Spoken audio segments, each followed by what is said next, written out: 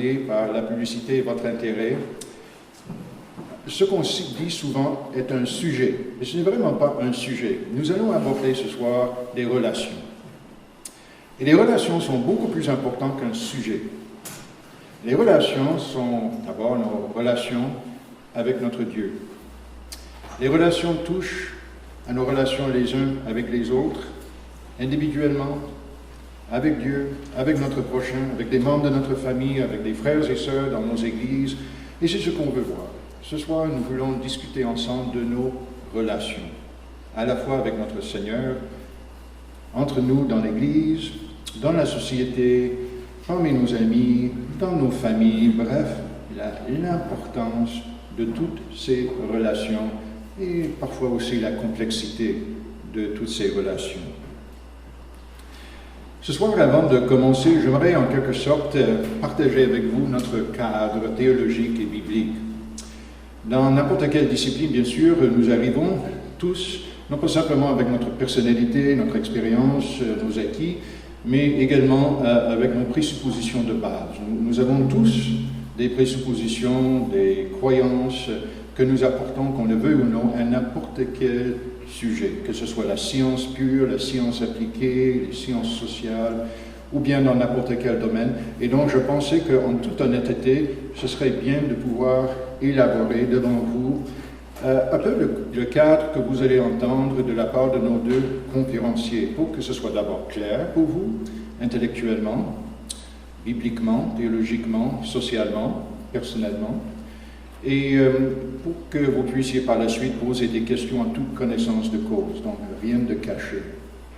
Devant vous, nous avons dessiné, si vous voulez, deux schémas qui paraissent dans votre dépliant. J'espère que vous en avez tous un dépliant.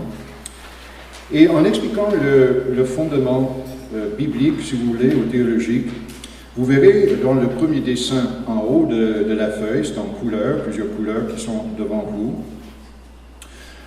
un dessin avec deux axes. Et les deux axes sont la vérité et la grâce. Et au cœur des deux axes se trouve Jésus-Christ et notre identité en Jésus-Christ. Et vous allez entendre assez souvent ce soir la question d'identité. Qui nous sommes? D'où vient notre identité? Comment définir notre identité? Et pourquoi notre identité est-elle si importante?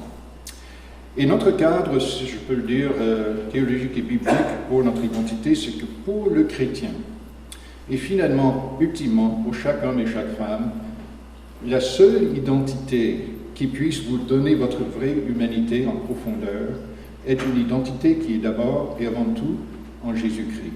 Et voici pourquoi. À bien des égards, on cherche nos identités dans toutes sortes de domaines. Historiquement, à travers l'histoire, dans chaque culture, dans chaque pays, dans chaque langue, et vraiment à travers l'histoire, si nous ne trouvons pas notre identité en qui nous sommes comme imago Dei, image de Dieu, alors forcément nous allons essayer de trouver notre identité de façon autonome, sans Dieu. Et à travers l'histoire, vous verrez que la tentative humaine est presque toujours de trouver une identité quelque part que nous façonnons nous-mêmes, que nous fabriquons nous-mêmes, de façon autonome ou indépendante, si vous voulez, de Dieu. Parfois, on le cherche dans la raison, en disant que notre raison humaine peut nous donner notre identité. Parfois, on le dit, bon, ce sont nos émotions qui nous donnent notre identité. Parfois, on peut le voir à travers l'histoire même assez récente dans le monde francophone avec quelqu'un comme Voltaire qui disait que c'est notre raison qui nous donne notre identité. Nous pouvons raisonner et trouver qui nous sommes. D'autres, comme Rousseau, disent non, cela vient de nos émotions. Alors ce que nous ressentons, c'est ce que nous sommes véritablement. Mais dans les deux cas, nous cherchons à trouver notre identité en qui nous sommes, tel que nous nous définissons. Le chrétien ne pense pas comme cela. Le chrétien dit, je ne peux pas avoir une identité autre que celle qui m'est donnée par mon Créateur. Et lorsque cette création, cette identité est cassée ou brisée par le péché, j'ai besoin d'un Rédempteur qui peut réparer mon identité qui est cassée en justement réparant mon péché. Et le seul qui puisse le faire est Jésus-Christ. Le seul qui est à la fois créateur et rédempteur et qui se dit plein de grâce et de vérité. Alors, dans le schéma qui est devant vous, vous verrez 4 tentatives de vivre l'identité de Jésus-Christ. Et j'aimerais les expliquer très brièvement. Dans le coin inférieur à gauche, vous verrez ce qu'on appelle l'hétérodoxie mourante. L'idée derrière cela, c'est de regarder la direction des flèches. Et les flèches dans ce coin, si vous voulez, c'est loin de Jésus-Christ. C'est loin de sa vérité, en disant il n'y a pas une seule vérité, il y en a plusieurs. Donc, hétérodoxe, c'est-à-dire il y a plusieurs possibilités de voir des choses, et qui s'éloigne de sa grâce, en disant nous n'en avons pas besoin. Donc, on s'éloigne de notre pardon, de notre vie. Le coin supérieur à gauche s'appelle l'orthodoxie mourante. Ça, c'est parfois une tentative de répondre à ce qu'on appelle l'hétérodoxie mourante. Et si vous voyez les flèches là, vous verrez simplement que dans l'orthodoxie mourante, on met beaucoup d'accent sur la véracité, sur la vérité. Il y a une seule vérité absolue. Hélas, la flèche de la grâce, la flèche du pardon, la flèche de la compassion, c'est loin de Jésus. Troisième, c'est ce qu'on appelle dans le coin inférieur à droite, l'hétérodoxie vivante. Et dans ce cadre, ce coin, si vous voulez, vous verrez que la flèche de la grâce s'approche de Jésus-Christ. Nous voulons valoriser la compassion, nous voulons valoriser le pardon, nous voulons valoriser justement le pardon gratuit, immérité que Jésus nous donne. Mais hélas, la flèche de la vérité s'éloigne de Jésus en disant non, il n'y a pas de vérité absolue révélée, il y a plusieurs possibilités, et donc nous créons ce que, dans notre compréhension, on appelle l'hétérodoxie vivante. Finalement, là où nous voulons nous placer, parfois on n'arrive pas, n'est-ce pas, mais ce qu'on cherche, c'est vraiment la vie qu'on appelle l'orthodoxie vivante. Et l'orthodoxie vivante est là où les 2 flèches se pointent vers Jésus et où, sur l'axe de la vérité, on se rapproche de Jésus comme en étant la vérité, il n'y en a pas d'autre. Et la flèche de la grâce se rapproche de Jésus en disant « Il est le seul qui puisse nous pardonner par pure bonté ». Alors, ce que nous essayons de présenter ce soir, c'est un cadre théologique d'orthodoxie vivante. Le deuxième schéma, que vous verrez dans la moitié inférieure de votre page, c'est une tentative de comprendre les discussions autour de l'attirance pour le même sexe dans un contexte chrétien. Et comme vous verrez, il y a 2 axes de nouveau dans ce diagramme ou dans ce schéma. En haut, c'est la pensée qui dit les relations homosexuelles ne sont pas acceptables devant Dieu. Et à l'opposé, en bas de la page, les relations homosexuelles sont acceptables devant Dieu si elles sont monogames. Et ensuite, sur l'axe horizontal, à gauche, c'est la pensée qui dit on n'accepte pas l'orientation, c'est-à-dire l'attirance pour le même sexe, on n'accepte pas cette orientation. Et à droite, oui, on accepte l'orientation. Alors, vous verrez qu'il y a 3 lettres qui représentent 3 écoles, si je peux le dire, ou 3 peut-être volets ou façons de concevoir ce qu'est l'orthodoxie vivante. X, en haut, à gauche, est la position qui dit ceci. L'orientation, c'est-à-dire l'attirance pour le même sexe, et les relations homosexuelles sont toutes les 2 bannies, sont toutes les 2 inacceptables. Et nous croyons que cette position nous place plutôt dans ce qu'on appelle en haut l'orthodoxie, l'orthodoxie mais mourante. Ensuite, dans le coin inférieur à droite, il y a la position en jaune, pardon, pas en jaune, en vert. A.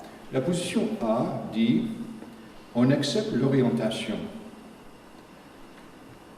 et on accepte aussi que les relations homosexuelles puissent se faire si ces relations sont monogames. Et ensuite, il y a la position B. Et c'est la position que vous allez entendre ce soir. C'est notre cadre théologique et biblique que nous estimons à la lumière de la parole de Dieu et dans la vie de notre Église, c'est-à-dire l'Église chrétienne à travers le monde, et la meilleure représentation, compréhension de ce qu'on appelle l'orthodoxie vivante. Et dans cette position, d'un côté, on accepte l'orientation, c'est-à-dire l'attirance pour le même sexe, comme en étant quelque chose que nous, dans l'Église, pouvons accueillir, mais qu'en même temps, les relations homosexuelles ne sont pas acceptables devant Dieu et que les hommes et les femmes qui vivent l'attirance pour le même sexe sont appelés par amour pour le Seigneur à vivre une vie de célibat et de chasteté. Donc ce sera notre cadre, si vous voulez, théologique et biblique pour que vous puissiez bien comprendre l'orientation, si je peux le dire ainsi, de nos deux conférenciers. Finalement, quelques mots au sujet du vocabulaire. Certains préfèrent parler d'être gay, d'autres préfèrent dire je vis l'attirance pour le même sexe, d'autres préfèrent d'autres termes. Nous ne voulons pas être la police de la langue ce soir. Et doublement parce que ce sont 3 anglophones devant vous, et donc c'est déjà difficile de manier la langue de Molière. Alors, sentez-vous à l'aise d'employer le terme qui vous décrit le mieux. Sentez-vous à l'aise d'être vous-même, demande comment vous voyez votre identité. Nous voulons vous encourager simplement à le faire de cette façon-là. Et finalement, un peu sur le déroulement de notre soirée. Ce soir, après ma présentation ici, qui est presque terminée, nous aurons 2 présentations par nos 2 conférenciers. Chaque présentation durera 30 minutes. Et à la fin des 2 présentations, il y aura une pause de 15 minutes. Sentez-vous à l'aise, il y a beaucoup de nourriture.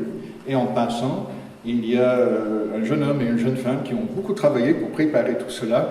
Alors, mangez ce qu'ils ont préparé ce soir, c'est ça l'idée, de vous mettre à l'aise. Et après la pause de 15 minutes, après les 2 conférences et tout cela, alors nous aurons 3 chaises ici en avant. Moi, je serai animateur. Pardon. Et vous pouvez poser des questions à nos 2 conférenciers. Or, comment le faire? Vous avez le choix. Dans votre dépliant, il y a mon numéro de cellulaire. Vous pouvez me texter votre question.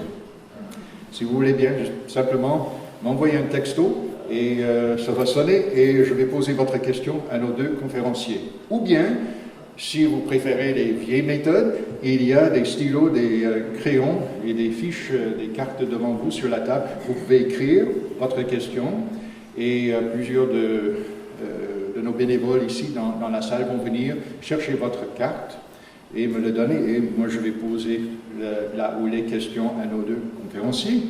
Et finalement, si vous voulez, vous pouvez vous lever et le dire vous-même devant tout le monde. OK? Alors, merci beaucoup. Et maintenant, il est temps de vous présenter notre premier conférencier. Ce soir, Joseph Bowman va livrer une conférence sur le thème, sur le sujet, je vais le lire pour ne pas l'oublier, « Attitude dans l'Église. Les défis des chrétiens vivant une attirance pour le même sexe. » Quelques mots au sujet de Joseph. Joseph a déjà vécu ici au Québec. Il a un baccalauréat en traduction de l'Université Laurentienne, mais aussi un autre baccalauréat de l'Université de Sherbrooke. Il a aussi une maîtrise en théologie, études théologiques de la faculté Tyndale à Toronto. Et je vais lire ici parce que c'est compliqué. Il est actuellement gestionnaire de cas Et ensuite, il y a un long acronyme. Moi, je vais l'appeler le CSST de l'Ontario. D'accord? Et il détient aussi un brevet de prédicateur dans l'Église chrétienne réformée de l'Amérique du Nord. Donc, il est attitré pour prêcher dans son Église, essentiellement dans la grande région de Toronto. Alors, c'est un ami du Québec, c'est quelqu'un qui a déjà vécu plusieurs années, travaillé beaucoup ici. Il est de retour et on a eu une très belle conférence hier soir à Québec. Il est de retour ce soir. Alors, je vous présente M. Joseph Bowman.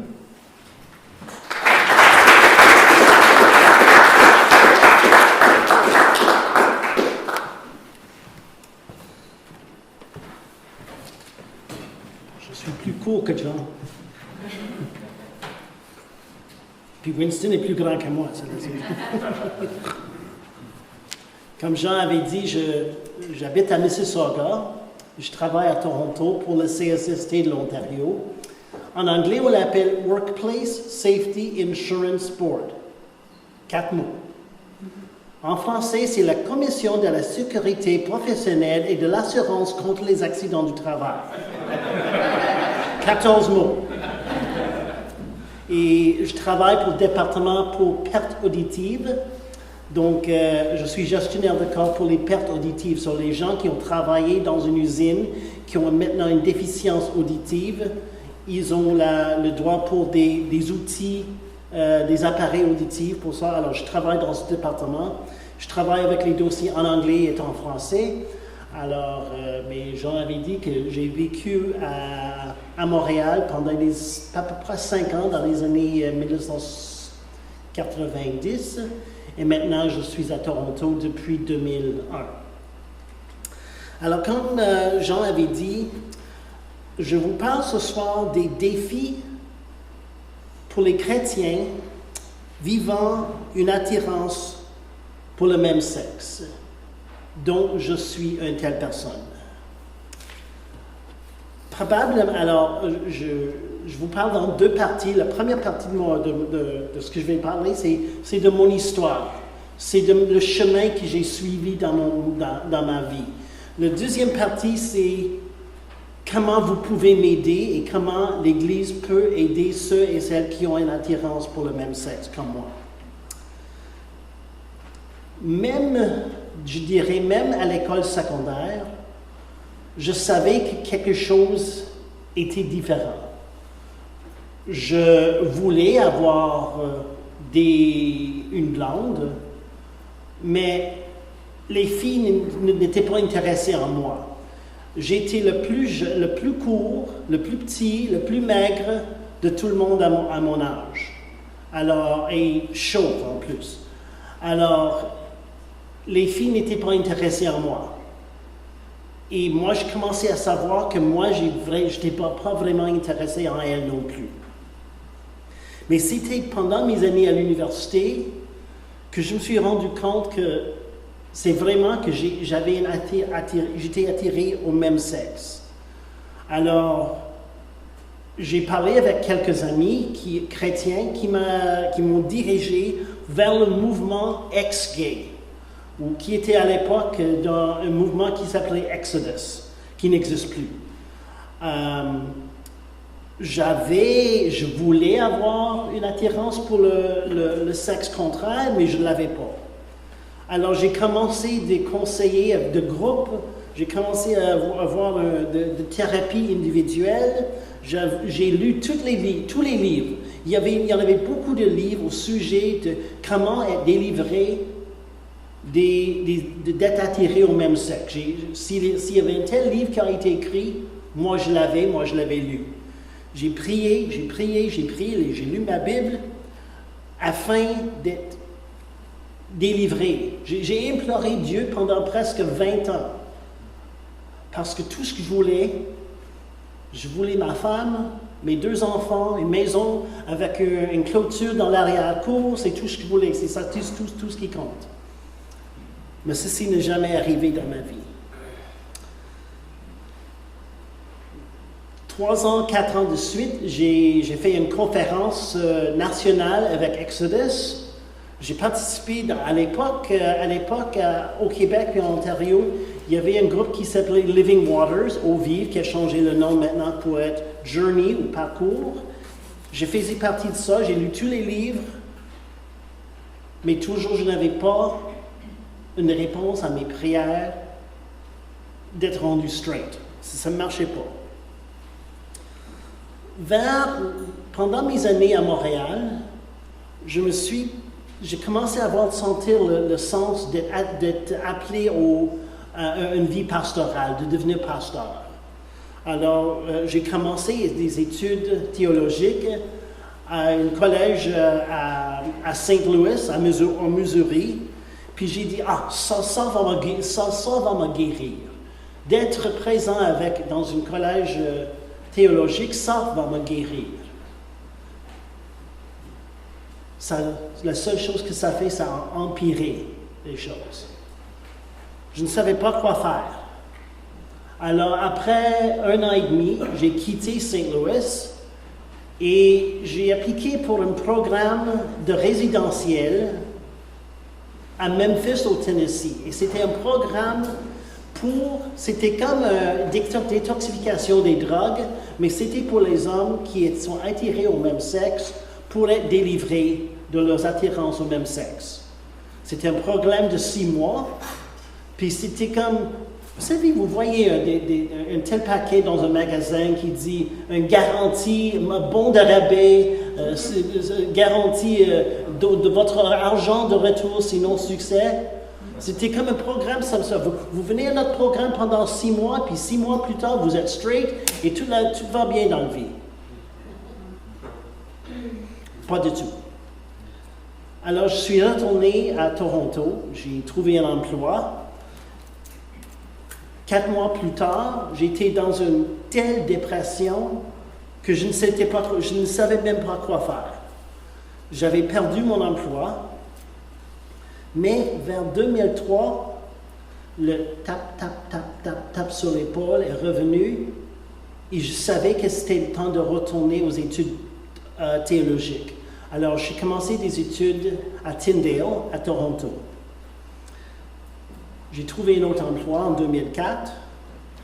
Puis en 2005, le pasteur à mon église à Toronto a quitté, puis un nouveau pasteur est arrivé. J'ai été assez honnête, je lui ai tout raconté mon histoire, d'où je suis dans ma vie et tout ça. Mais lui, il ne comprenait pas. Il m'avait dit, donc, ça fait 20 ans que vous faites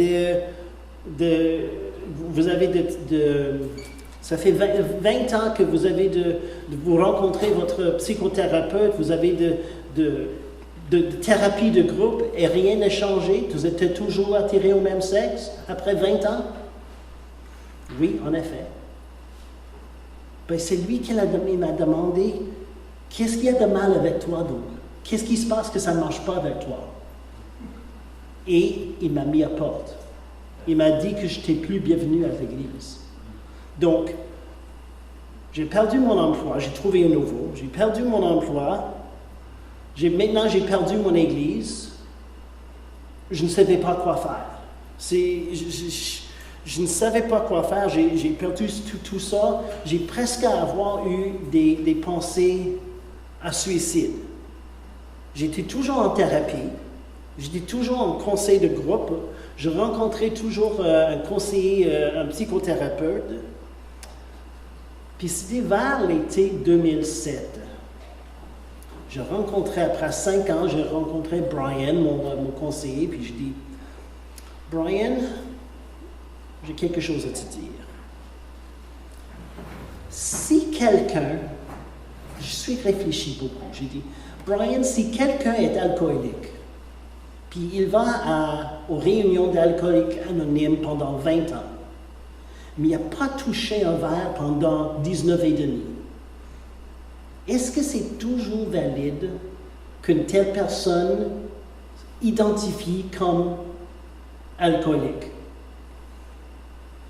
Peut-être oui, peut-être non. Mais je lui ai dit, le moment d'être guéri, de l'alcoolisme, la seule fois où la guérison peut commencer, c'est la journée où cette personne indique qu'il y a un problème. La première fois que cette personne indique « moi je suis alcoolique », c'est seulement ça la personne où la guérison peut commencer. Et Brian m'a regardé, s'est serré la tête comme ça, et j'ai dit « Brian, je suis gay. Je ne suis pas ex-gay, je ne suis pas attiré au même sexe, je ne suis pas, et je donne toute une liste d'autres termes. Je dis, Brian, je suis gay. Puis il m'avait dit, je le sais. Qu'est-ce que ça veut dire, tu le sais? Il dit, le problème, Joseph, c'est pas que tu es gay. Le problème, c'est que tu te haïs. Tu n'as aucune estime de soi à cause du fait que tu as des attirances au même sexe. Et il avait raison. Alors, c'était seulement fois quand j'ai dit, le moment que je pouvais l'admettre à moi-même que moi, je suis gay, que la guérison a commencé dans ma vie. Ça, c'était pendant l'été de 2007. Puis en octobre 2007, avec très haute voix, je suis sorti du placard.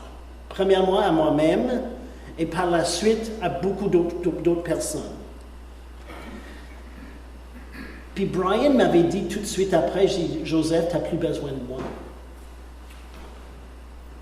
Parce que maintenant j'ai perdu mon haï de moi-même, je commençais à avoir de l'estime de soi, et Brian m'avait dit, je doute que tu as besoin de moi maintenant. Puis ils m'ont dirigé vers un site web, www.gaychristian.net. Puis là, c'est là où j'ai trouvé le côté A, puis le côté B, que vous avez dans votre dépliant.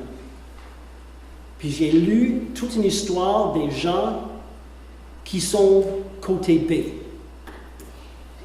Et c'est que l'ampoule est allumée devant la tête. Et j'ai dit à Brian, pourquoi tu ne m'avais pas parlé de ça il y a 2, 3, 4 ans? Si tu m'avais dit ça, si je l'avais su qu'un côté B existait il y a maintenant 2, 3, 4 ans, tu aurais pu me sauver beaucoup de problèmes dans ma vie. Et Brian m'avait dit, Joseph, si je t'avais dit que ça existait il y a 4 ans, tu ne l'aurais pas accepté. Tu ne m'aurais pas cru. Tout ce que tu voulais, c'était ta femme, tes 2 enfants, une maison avec l'arrière-cour, une clôture, et tout ça, c'est tout ce que tu voulais. Si je t'avais dit que le côté B existait, tu ne l'aurais pas accepté, tu ne l'aurais pas voulu. Puis il a raison.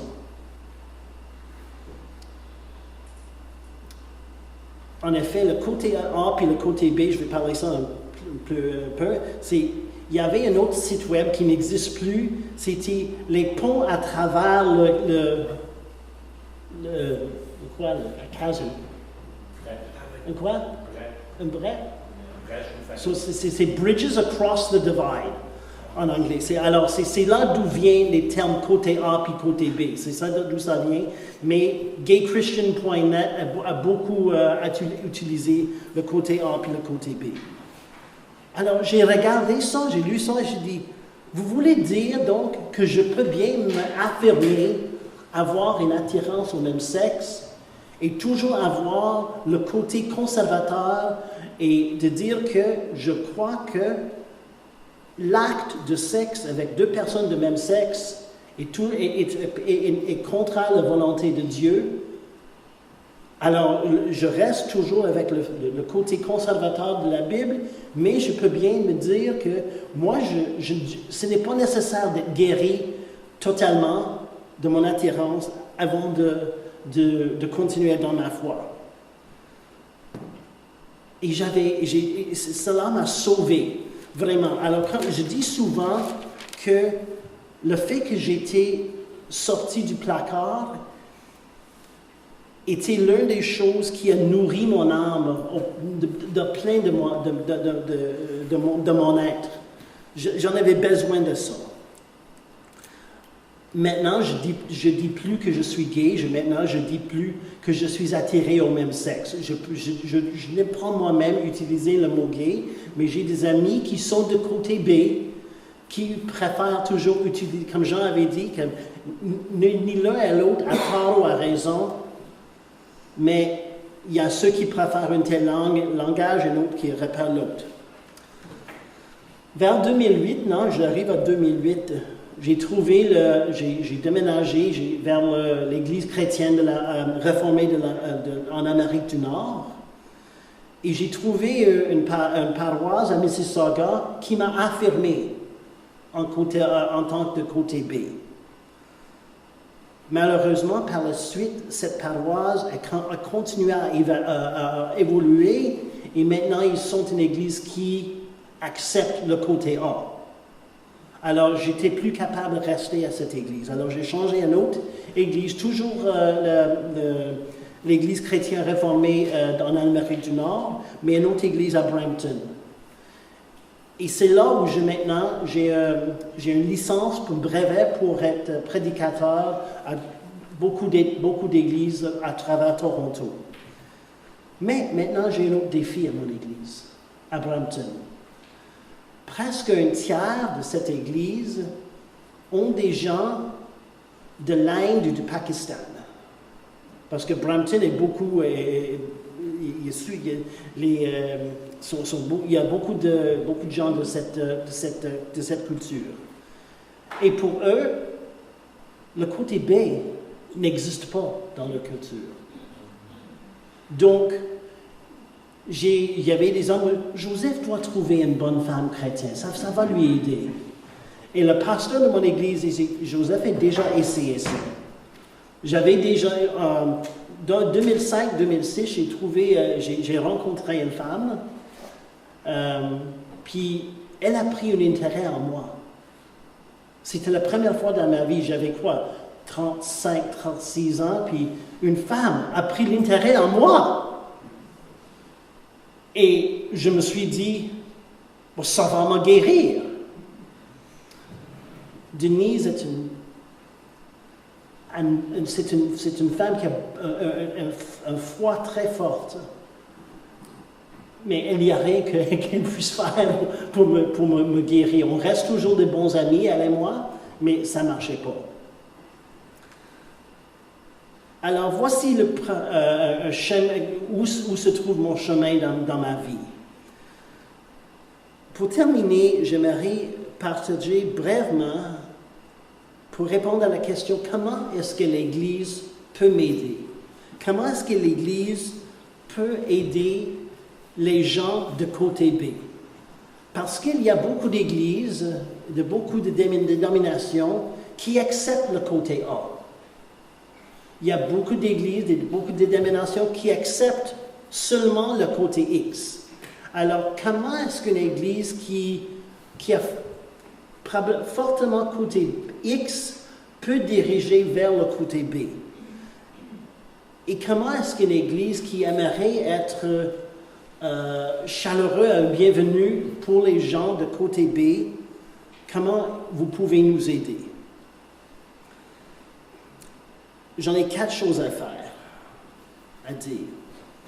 Première chose, c'est le respect. Comme j'ai dit, à mon église, maintenant à Brampton, j'ai un pasteur qui est formidable. Il m'accepte,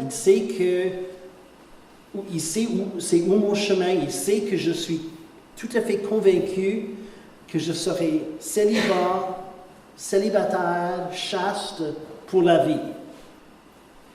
Mais ces anciens qui sont du sud-est de l'Asie ne l'acceptent pas. Alors il essaie de le convaincre au moins d'avoir du respect pour moi. Parce que, et Winston va parler de ça aussi, il y a des autres péchés. Il y a des gens qui... L'homosexualité est à ce niveau-là et beaucoup d'autres péchés, c'est plus bas que ça. Alors, avoir juste au moins un respect.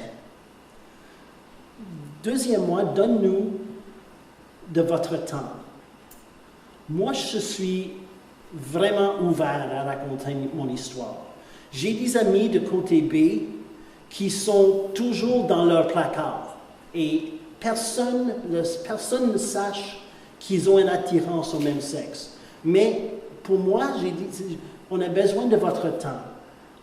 Parce que les gens comme moi qui sont seuls, moi j'ai 47 ans, je suis célibataire, ma mère est décédée il y a plusieurs années, mon père est à presque 80 ans, je n'aurai pas mon père pour toujours, et comme enfant unique, c'est qui ma famille une fois que mon père est décédé? Ma famille devrait être mon Église. Alors, on a besoin de votre temps. Parce que j'ai déjà vécu j'ai déjà fait partie d'une Église c'était une Église de 3-4 000 personnes, puis il y avait un groupe pour les enfants, les adolescents, les collèges, puis les jeunes mariés, puis les parents.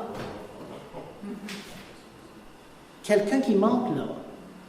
Ceux qui ont seuls. Et les églises ne font pas un bon job de ça. Par exemple, j'ai des amis qui sont catholiques et orthodoxes, et dans ces traditions-là, ils connaissent beaucoup plus le fait de ceux qui sont célibataires. Ça, c'est toute histoire.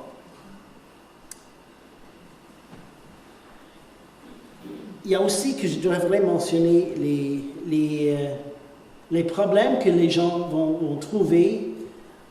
J'ai des amis dans une église qui essaient toujours de lui trouver. Il sait que cette personne est attirée au même sexe, mais il dit, « Hey Joseph, j'ai trouvé... j'aimerais que tu rencontres Suzanne. C'est une fille chrétienne qui est... » J'ai déjà essayé ça. Hein? C'est pas juste elle. Mais j'aimerais que vous sachiez que même si le fait que je suis seul, j'habite seul, ça ne veut pas dire que je ne suis pas toujours... je suis content. Je suis heureux dans ma vie. Oui, il y a des fois où je suis tout à fait déprimé parce que je suis rendu compte que des fois, à l'âge de 60 ans, je serai toujours seul. Je n'aurai personne. Je n'aurai jamais quelqu'un, quand je reviens le soir à la maison, qui soit quelqu'un d'autre qui va être là pour moi. Être chrétien dans les églises réformées, je sais que Dieu est souverain sur toutes choses. Il y a une telle raison, et je ne sais même pas, je doute que je vais le savoir jusqu'à j'arrive au ciel à la fin de ma vie. Je ne sais pas pourquoi il a choisi de ne pas me guérir. Mais il y a une raison pour ça, une telle raison. Je ne sais pas pourquoi je n'étais jamais guéri. Mais pour la première fois dans ma vie, je vais bien dans mon peau. Et je suis content. Je peux me regarder dans le miroir et dire, Joseph, je suis accepté à moi-même, ce qui était le plus important pour moi. Alors, si ce soir vous êtes là, puis parce que moi, comme je ne l'ai pas mentionné, parce que pendant les 20 ans que j'étais dans la thérapie de groupe et thérapie individuelle, tout ce qui existait, c'est le côté X puis le côté A. Maintenant que je sais qu'il y a une troisième option, peut-être ce soir vous êtes là et vous ne saviez même pas qu'il y a cette troisième option. Qu'il y en a ceux et celles qui ont une attirance au même sexe, mais qui a toujours convaincu de rester célibataire parce que l'acte de sexe avec quelqu'un de même sexe et contre la volonté de Dieu. Winston va parler encore un peu de ça et comment les églises peuvent nous aider. On sera là pour répondre à vos questions, mais j'espère que maintenant que vous avez bien rencontré quelqu'un qui n'a pas peur de vous dire que je suis quelqu'un qui est gay, mais que je reste fidèle à la parole de Dieu, que oui, nous, on est là. Il y a souvent des problèmes parce que ceux qui sont côté X, nous acceptons pas. Ceux qui sont côté A, ne nous acceptons pas. C'est dur, des fois. C'est là la raison pour laquelle on a besoin des églises et nos frères et sœurs pour nous accepter, qui peuvent maintenant nous accepter comme des gens de côté B. Je vous remercie de m'avoir écouté et je suis là pour répondre à vos questions plus tard.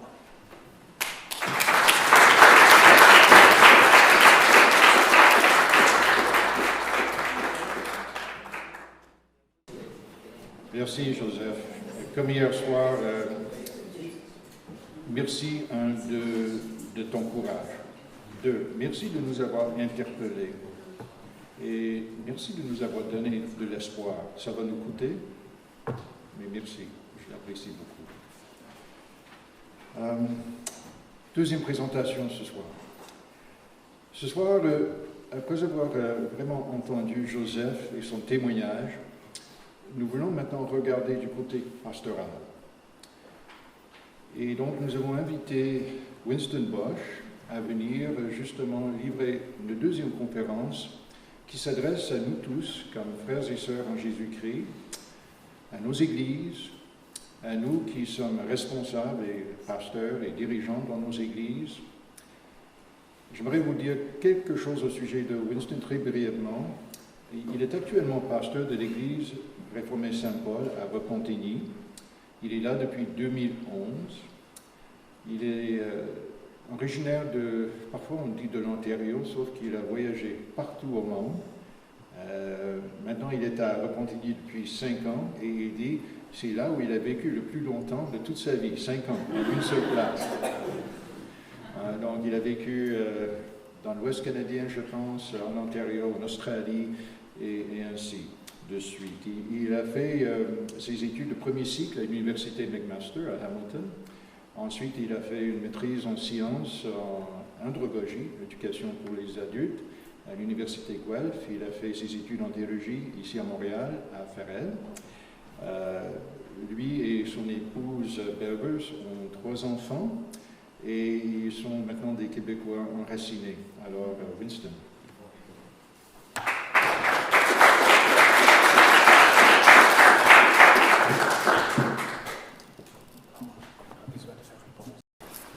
Et bonsoir. C'est mon rôle ce soir de vous offrir quelques réflexions pastorales.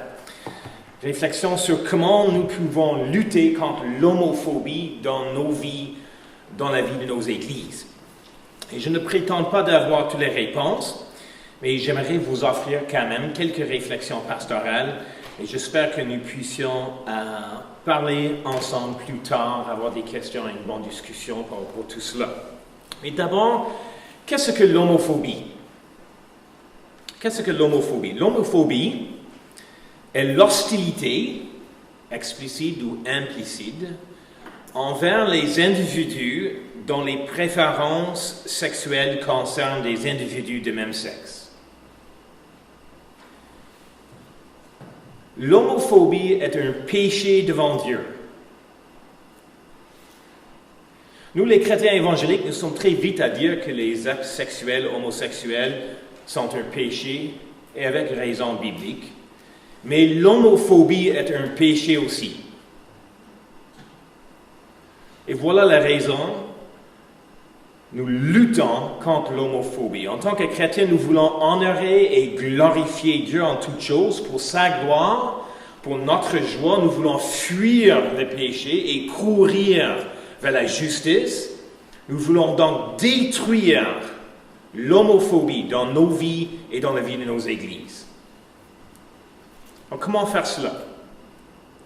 Comment lutter contre l'homophobie dans nos vies, dans la vie de nos églises? Ce que j'aimerais proposer ce soir est que nous devons remplacer l'homophobie par l'hospitalité. Nous devons remplacer l'homophobie par l'hospitalité. Je trouve intéressant qu'on puisse diviser le mot homophobe ou homophobie en deux mots. Homo, qui signifie semblable, et phobie, qui signifie peur ou crainte. Donc, littéralement, homophobie est peur de son semblable, crainte du semblable. L'hospitalité est le contraire. En 1 Pierre, chapitre 4, verset 9, la Bible nous dit « Exercez l'hospitalité les uns envers les autres ». Et le mot pour l'hospitalité, utilisé par Pierre dans ce verset, est le mot grec « philoxénoi ». On peut diviser aussi ce mot en deux parties. Philo, xénoi. Philo, c'est l'amour. Par exemple, philharmonique, c'est l'amour d'harmonie. Philosophie, l'amour de la sagesse. Xénoi signifie étranger. Alors, l'hospitalité biblique, le philoxénoi, est l'amour pour l'étranger, l'amour pour celui qui est différent. Donc, nous voulons remplacer l'homophobie, la crainte du semblable, la crainte de l'homosexuel, par le philoxénoi, l'amour pour l'étranger, l'amour pour celui qui est différent. Et pour organiser mon discours un peu ce soir, voici 3 éléments que j'aimerais souligner, 3 éléments pour vous faire réfléchir. 3 éléments pour remplacer l'homophobie par l'hospitalité. Ce que nous avons besoin d'une église évangélique. Nous avons besoin d'une pensée pastorale. Et nous avons besoin d'une attitude accueillante. Remplacer l'homophobie par l'hospitalité, par une église évangélique, une pensée pastorale et une attitude accueillante. D'abord, une église évangélique, c'est-à-dire une église centrée sur l'évangile. Une église centrée sur la bonne nouvelle de Jésus-Christ. Et voici pourquoi.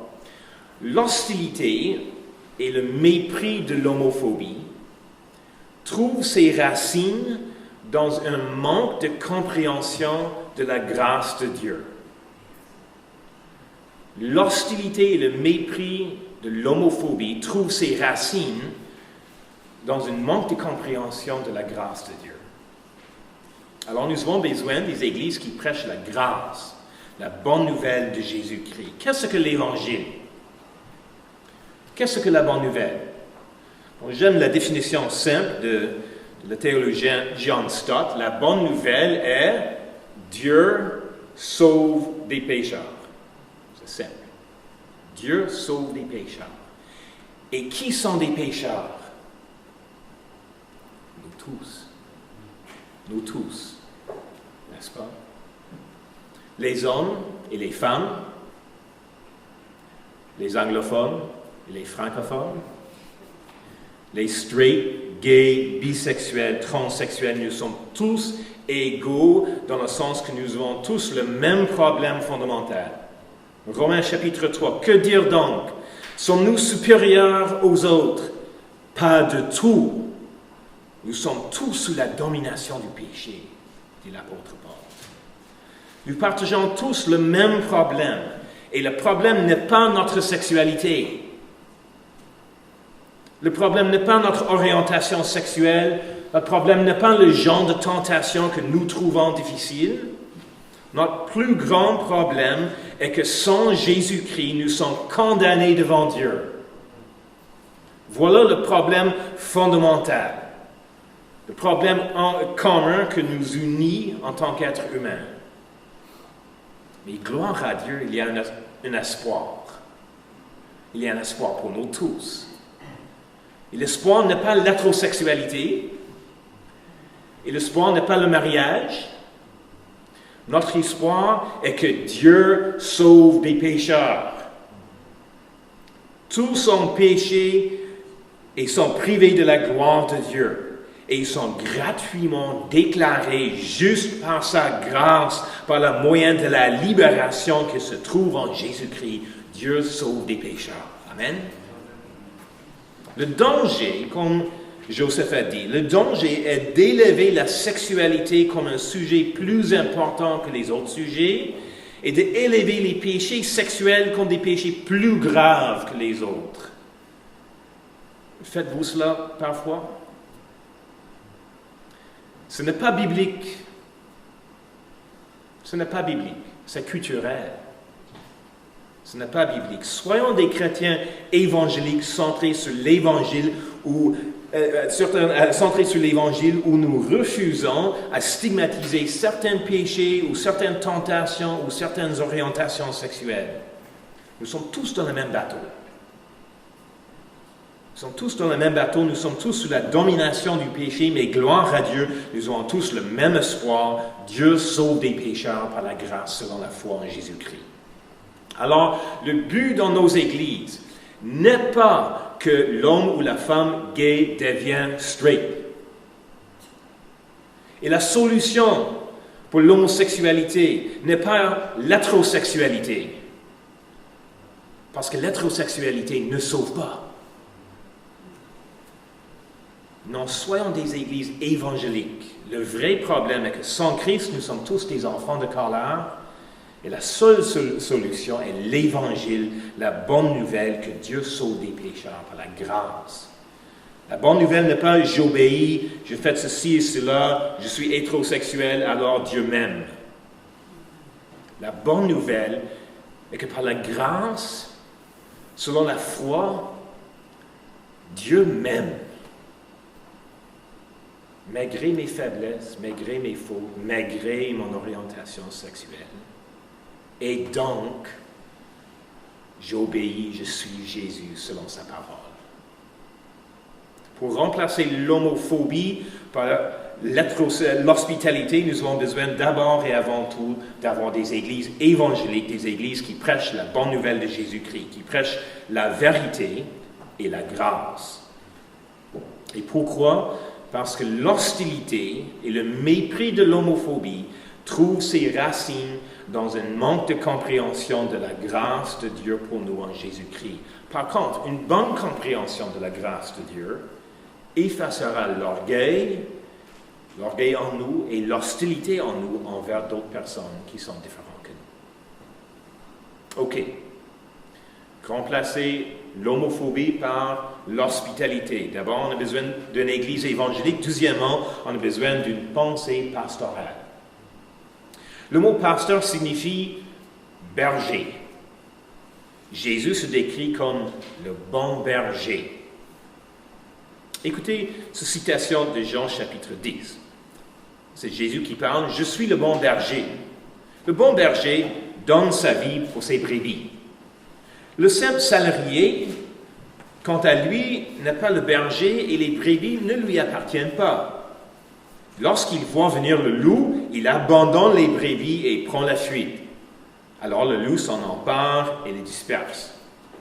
Le simple salarié s'enfuit car il travaille pour de l'argent et ne se soucie pas de brebis. Moi, je suis le bon berger. Je connais mes brebis, elles me connaissent, tout comme le Père me connaît, comme je connais le Père. Je donne ma vie pour les brebis. Donc la différence entre un berger et un salarié est que le berger aime ses brebis. Le berger aime ses brebis. Quand on parle de l'homosexualité ou quand on parle avec quelqu'un qui est gay, il ne suffit pas d'avoir raison. Il ne suffit pas de dire la vérité. Il ne suffit pas d'avoir des pensées justes et correctes et bibliques. Il faut être aimante aussi. C'est Paul qui a dit, si j'ai la compréhension de tous les mystères et de toute la connaissance, mais je n'ai pas l'amour, je ne suis rien. Rien. Jésus, le bon berger, aime ses brebis avec un amour sacrificiel et il nous appelle à faire la même chose. Imaginez que vous arrêtez sur la rue ici à Montréal, quelqu'un vous arrête sur la rue ici à Montréal, et la personne dit, écoute, chrétien, mon bus va partir en 30 secondes. Je suis gay, que pensez-vous de cela? Que direz-vous en 30 secondes? Bon, vous avez quelques options. Vous pouvez essayer en 30 secondes à dire quelque chose. 30 secondes de vérité, c'est mieux que rien, n'est-ce pas? Ou vous pouvez dire qu'il manquera son bus parce que ça va prendre plus que 30 secondes pour parler de cela. Pas pire, mais cela sera un contretemps pour lui. Ou, et voici l'approche pastorale, vous pouvez entrer dans le bus avec lui pour voyager ensemble. Voilà le genre d'amour dont nous avons besoin, un amour sacrificiel. Dans nos relations et dans nos conversations avec nos frères et sœurs qui vivent une attirance au même sexe ou dans nos conversations avec la communauté LGBT plus large, nous avons besoin d'une approche pastorale. Nous devons être prêts à sacrifier notre temps, nos plans, notre confort et notre argent si nécessaire pour le bien des autres, prêts à entrer dans l'autobus et voyager avec eux, prêts à bâtir des relations par amour pour eux. Cherchez à bâtir des relations avec ceux qui sont différents que vous. N'oubliez pas que la puissance de vos paroles, la puissance de nos paroles dépend de la profondeur de nos relations. La puissance de nos paroles dépend de la profondeur de nos relations. Vous le savez déjà, n'est-ce pas? Ça fait une grande différence si vous recevez du conseil de quelqu'un de votre église que vous ne connaissez pas vraiment, ou si vous recevez le conseil d'une proche en qui vous avez confiance. C'est une grande différence. Une approche pastorale cherche à bâtir de vraies relations avec les autres. La puissance de nos paroles dépend de la profondeur de nos relations. Et bâtir des relations prendra du temps. Joseph a dit, prendra du temps et d'écoute. Jacques 1, 19. Que chacun soit prompt à écouter, lent à parler. Combien de fois j'ai désobéi ce commandement-là? Prenons du temps d'écouter des autres. N'assumez pas que vous connaissez ce qu'ils vivent. Ne parlez pas de l'ami de votre oncle qui est gay, qui fait ceci, qui fait cela. Non, écoutez, posez des questions, cherchez à comprendre. Jésus était excellent pour poser des questions. Prenez du temps, posez des questions, soyez doux. Cherchez à mieux comprendre la personne devant vous.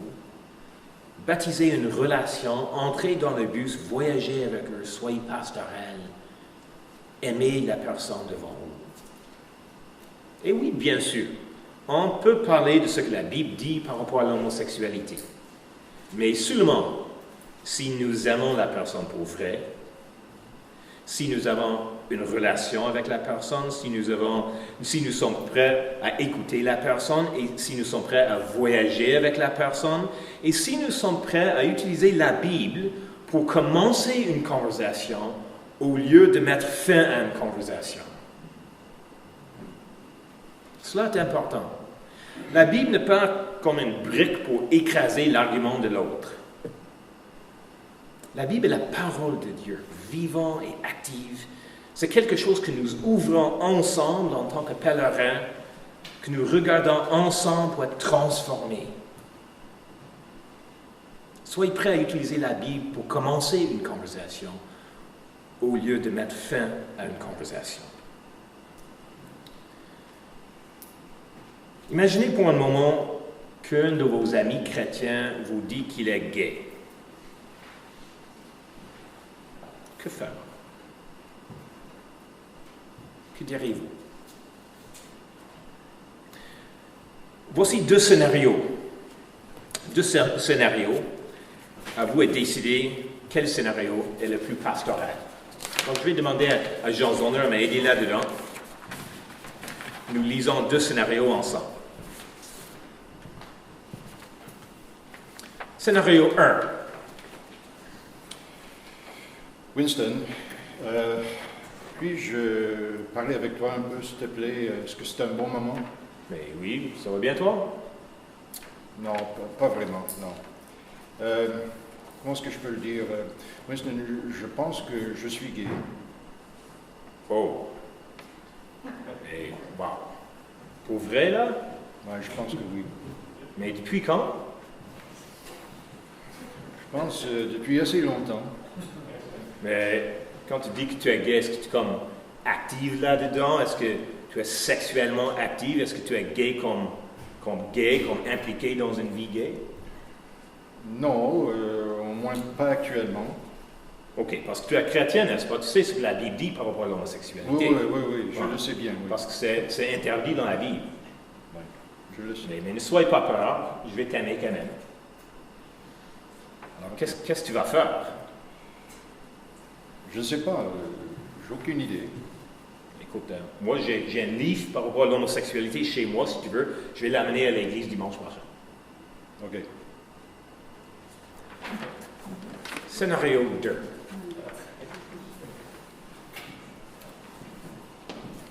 Winston, est-ce que je peux te parler un petit peu? Est-ce que c'est un bon moment? Mais oui. Ça va bien, toi? Non, pas tellement. Comment est-ce que je peux le dire? Je pense que je suis gay. Oh. Wow. Mais ça va bien, toi? J'imagine que cela a été pas mal difficile à dire. Ça va actuellement, quoi? Ça va? Ben écoute, c'est certain, je shake un peu, là. Je suis un peu nerveux, surtout devant mes parents.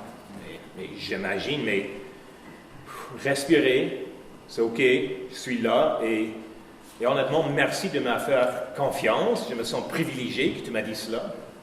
Donc, vraiment, merci de me faire confiance.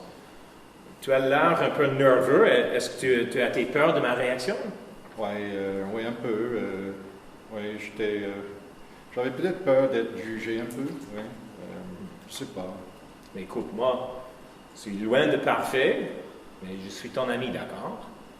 Je suis content que tu me parles. Bien sûr, je suis un peu surpris, mais je ne suis pas bouleversé. Je suis là pour toi, d'accord? Oui, merci, ça me fait beaucoup de bien. Mais est-ce que tu aimerais parler plus par rapport à cela? Pas pour l'instant, non, honnêtement.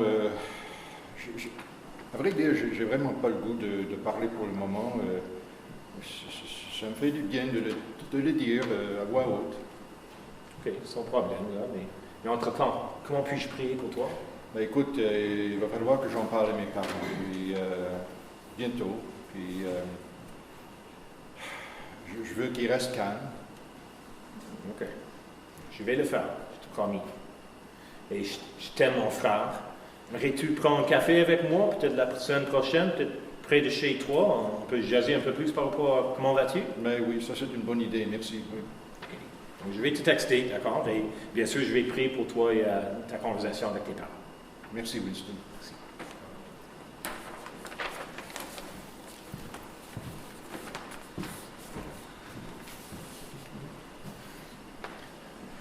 Une pensée pastorale. Entrez dans le bus avec eux. Entrez dans l'autobus avec la personne. Ne soyez pas pressés. Faites confiance à Dieu. Aimez la personne devant vous. Écoutez et priez avant de parler. Remplacez l'homophobie par l'hospitalité avec une église évangélique, par une pensée pastorale et troisièmement, un accueil aimant, une attitude accueillante. Imaginez que vous entrez dans un hôpital et au triage, vous dites que hey, je suis mal aux pieds. Et l'infirmière dit, chut, on ne parle pas de ce genre de blasphème ici. Chut. Ça fait aucun sens, n'est-ce pas? Dans la même manière, ça ne fait aucun sens que nous ne parlons pas de l'homosexualité dans l'Église. L'Église est un hôpital pour des pécheurs, pas un musée pour des saints. Il y a un mythe évangélique qui dit qu'un chrétien fort est celui qui est capable de minimiser ses péchés et ses souffrances et faire des grandes choses pour Dieu. C'est un mythe, un mensonge qui crée une culture dans l'Église où nous cachons nos fautes et nos faiblesses, où nous faisons semblant pour qu'on peut dire que nous sommes à l'auteur pour être une bonne chrétienne. Mais la Bible enseigne que c'est quand je suis faible que je suis fort. Je suis le plus fort en tant que chrétien quand je reconnais mes fautes et mes faiblesses et je crie à Dieu pour l'aide. C'est ça le moment où je suis le plus fort en tant que chrétien. Nous sommes le plus fort quand nous dépendons sur la grâce de Dieu au lieu de nos propres forces. Nous voulons offrir un accueil aimant à tous, à rendre nos églises des endroits sûrs où on peut parler de nos tentations, de nos luttes, de notre orientation sexuelle, de nos péchés sexuels. Et quand nous sommes ouverts par rapport à nos faiblesses, c'est là le moment où nous sommes le plus forts. Moi, je veux une famille. Je veux un foyer, une église où si un de mes enfants a une attirance pour des personnes de même sexe, il ou elle sait qu'on peut parler de cela ouvertement dans cette famille, dans cette église. Pour bâtir un genre d'accueil aimant, il y a plusieurs choses à faire. Nous devons, par exemple, arrêter de raconter des blagues et tout genre de commentaires méprisants concernant les gays. Pas de tolérance pour cela dans l'Église. C'est l'homophobie et c'est un péché devant Dieu. Arrêtons cela. Nous avons besoin d'enseigner et promouvoir des idées bibliques de quoi cela veut dire d'être un homme ou une femme au lieu des stéréotypes culturels de la masculinité et la féminité. Je crois que nous avons besoin de parler avec nos enfants à un jeune âge de l'homosexualité. Moi, j'ai 3 enfants. Tous les 3 s'approchent de la puberté. Priez pour moi. Alors, pour m'aider en tant que papa, j'ai acheté un livre. Nous sommes une famille anglophone, j'ai acheté ce livre en anglais. C'est un livre chrétien qui c'est pour lire avec vos enfants, pour les expliquer la puberté et tous les changements qui vont arriver, les enseigner par rapport au sexe, etc. Ce que je trouve intéressant, c'est au moment dans le livre où il parle des changements qui vont arriver. Il dit ceci, je fais une petite traduction. En temps en lieu, vous allez commencer d'avoir un intérêt pour les filles. Vous serez attiré aux filles dans une manière que vous n'avez pas expérimentée dans le passé. Mais que faire si un de mes gars, dans la puberté, commence à avoir une attirance pour d'autres gars? Ce livre a renforcé une idée dans son esprit qu'on ne peut pas parler de cela. On peut parler seulement de ce qui est normal, l'hétérosexualité. On peut faire mieux. On a besoin de parler avec nos enfants dès leur jeunesse par rapport à l'homosexualité. Autre chose. Dans les églises évangéliques, nous avons une riche théologie et tradition d'enseignement sur le mariage et comment faire grandir nos enfants. C'est excellent, j'aime ça beaucoup, super. Mais je crois que nous avons un travail à faire pour développer notre théologie et l'enseignement et nos ressources pour les gens célibataires. Joseph vient de le mentionner. Parfois, les gens qui ne sont pas mariés, qui ne sont pas en couple, puissent se sentir marginalisés dans nos églises. Paul a des choses radicales à dire par rapport au célibat. Mais où sont des prédications et des conférences et des ressources sur ce sujet?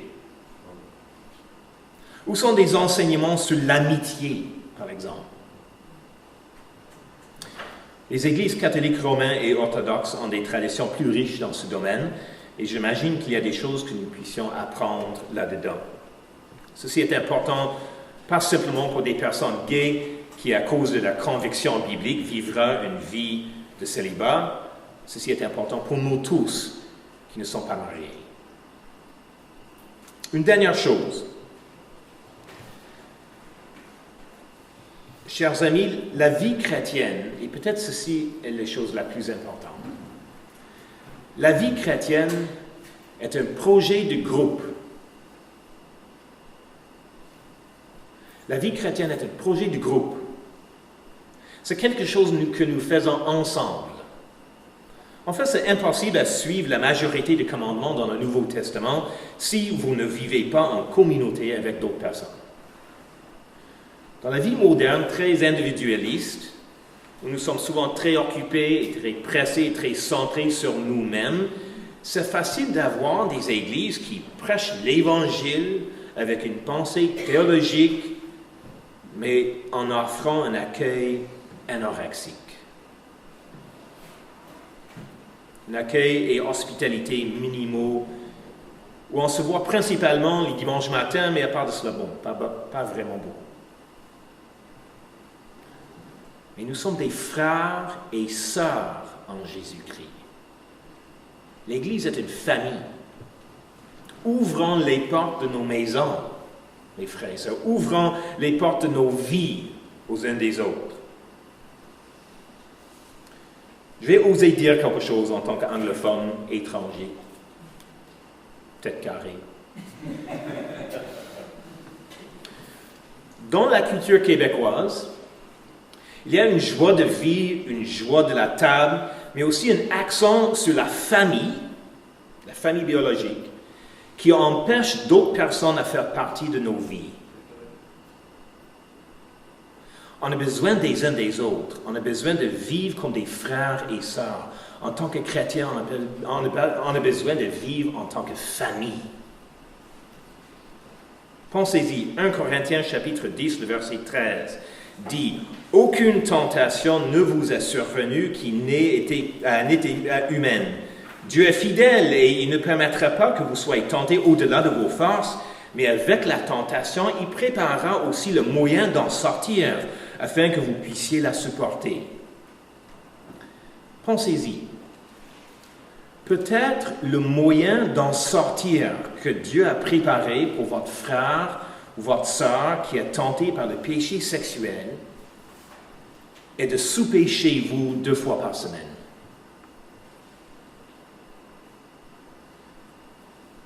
Frères et sœurs, remplacez l'homophobie par l'hospitalité.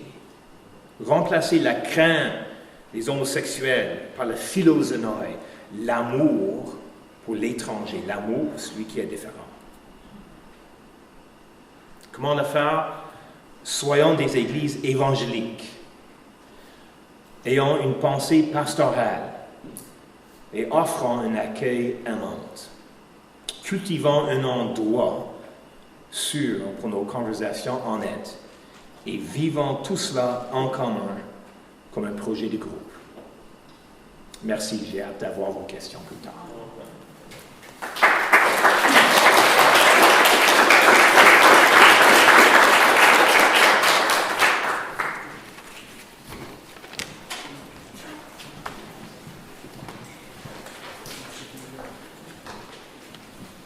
Merci beaucoup, Winston. Alors, nous allons prendre une petite pause maintenant de 12 minutes. J'allais dire 15, mais je vais raccourcir ça à 12. Il y a beaucoup de nourriture sur le comptoir, il y a des boissons, il y a toutes sortes de belles choses à grignoter. Je vais vous rappeler dans 12 minutes, ce sera le panel avec Winston et Joseph. Pensez à vos questions, écrivez-les, envoyez-moi vos questions par texto. Si vous voulez, hier soir à Québec, lorsqu'on a fait la conférence hier soir, il y avait plusieurs questions au sujet des fondements bibliques et théologiques de ce qu'on appelle le côté B. Et on s'est dit, nous n'avons pas le temps pour le faire, nous n'allons pas le faire ce soir, mais si vous voulez lire au sujet de ce côté B, alors il y a un excellent livre qui est à vendre, 15 $ l'exemplaire à l'entrée, qui s'appelle qu'enseigne réellement la Bible au sujet de l'homosexualité par M. Kevin DeYoung. Donc, pour ceux et celles qui s'y intéressent, il y a un livre disponible pour vous à l'entrée. Alors, bonne pause, on sera de retour dans 12 minutes. Merci beaucoup.